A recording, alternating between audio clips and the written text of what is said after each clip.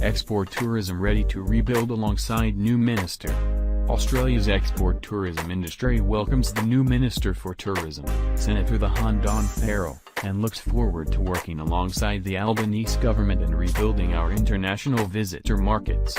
The Australian Tourism Export Council (ATEC), which represents tourism export businesses around the country, has outlined priority areas for action which will support the industry in rebuilding its 45B and pre-COVID annual export success. Our industry is future-focused and will be one of the driving powers behind Australia's export success over the coming decade, ATEC Managing Director Peter Shelley said today.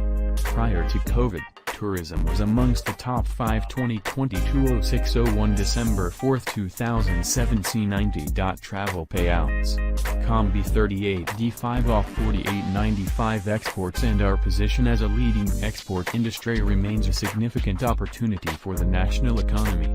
With a few small investments and the right policy settings, export tourism can make a huge contribution to Australia's economic success, providing jobs and bringing prosperity to regional communities. Mr. Shelley said over the past 2 years ATEC has consulted significantly with the export tourism industry and identified a number of issues which the government can immediately address in helping to get businesses back to market effectively, including visa policy and processing using our visa system to drive greater visitation, though short-term fee waivers for categories including working holiday makers, and fixing delays in the visa processing system which are damaging the industry's restart.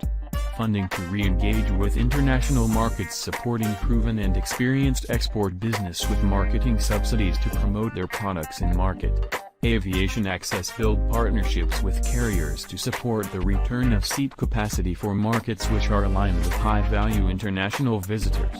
Workforce skills, supporting the rebuilding of the tourism workforce through attracting and retraining staff and looking at ways to supplement our local workforce.